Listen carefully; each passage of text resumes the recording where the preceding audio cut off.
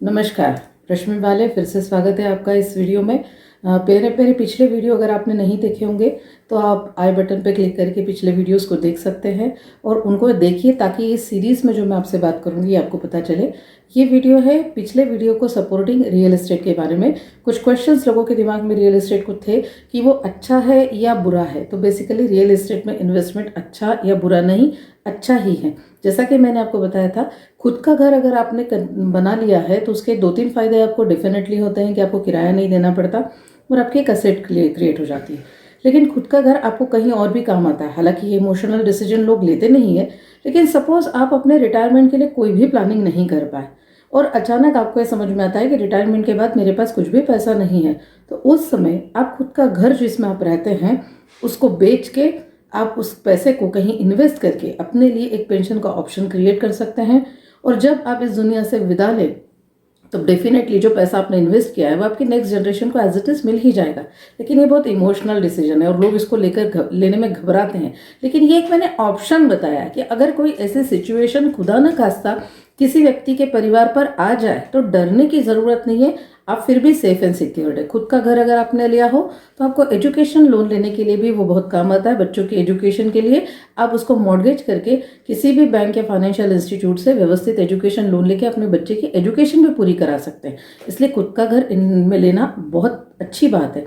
लेकिन दिक्कत कहाँ आती है, सपोज आपने अपने घर के अलावा आपका सारा पैसा दूसरे रियल इन्वेस्टमेंट में ही लगा दिया, रियल एस्टेट में लगा दिया, प्लॉट ले लिए, फ्लैट ले लिए और अब आपको कहीं पैसे की ज़रूरत अचानक पड़ गई। ज़रूरी नहीं है कि उस समय वो आपका खरीदा हुआ प्लॉट या फ्लैट या घर बिक जाए और आपको जितना पैसा चाहिए उतना उससे मिल जाए। नॉर्मली हम लोग किन किन गोल के लिए पैसा रखते हैं?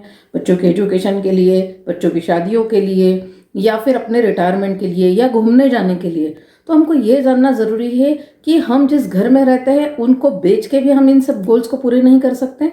और अगर हमने इसको के अलावा भी कोई दूसरा फ्लैट या प्लॉट खरीदा है या घर बनाया है तो ज़रूरी नहीं कि जब पैसे की ज़रूरत वो हमारे काम आ जाए। एग्जाम्पल के लिए अगर आप कोरोना काल को ही देख लीजिए तो बहुत लोगों ने बहुत इन्वेस्टमेंट करके ऑफिसेज भी लिए थे, इवन फ्लैट्स में भी इन्वेस्टमेंट करके इतने सालों से उनके ऑफिसेज और फ्लैट्स बढ़िया किराए पे चल रहे थे और वो एक बहुत अच्छी इनकम को अर्न कर रहे थे।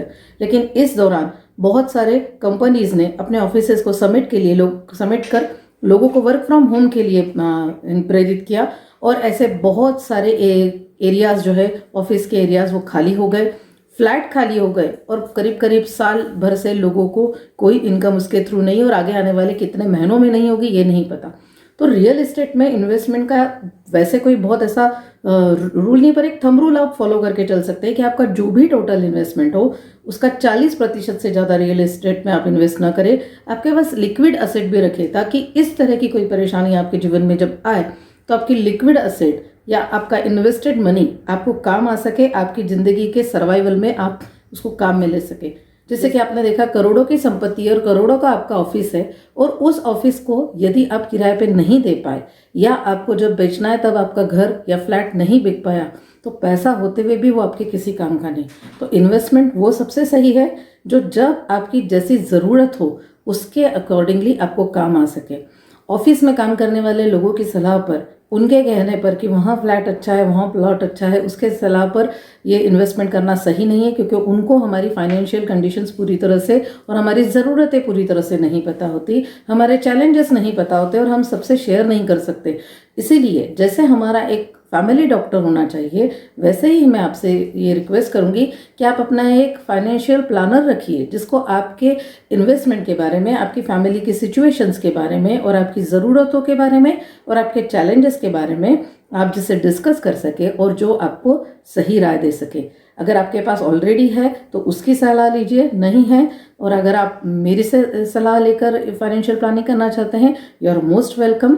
ये मेरे लिए बड़ी सौभाग्य की बात होगी। आप मुझे डायरेक्ट मैसेज कर सकते हैं इंस्टाग्राम हैंडल पर या मुझे मेल कर सकते हैं या आप कमेंट बॉक्स में कमेंट करके मुझसे मेरा नंबर मांग सकते हैं।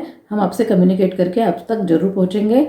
I wish you all the best. अगले वीडियो में हम नेक्स्ट टॉपिक को लेकर बात करेंगे। प्लीज़ इसे देखते रहिए और अगर आपको ऐसा लगता है कि ये वीडियो आप को बहुत सारी बातें समझाने में हेल्पफुल रहें। तो मेरा आपसे एक रिक्वेस्ट है कि ये वीडियोस यंग जनरेशन तक ज़्यादा पहुंचाइए, क्योंकि अगर हमारी यंग जनरेशन फाइनेंशियल प्लानिंग को सही तरीके से समझेगी तो हमारा देश एक प्रकार से समृद्ध देश में परिवर्तित होगा, और ये हम सबके लिए एक प्रकार का समाज सेवा भी होगी। Happy youth, happy country. So मिलते हैं अगले वीडियो में। Thank you.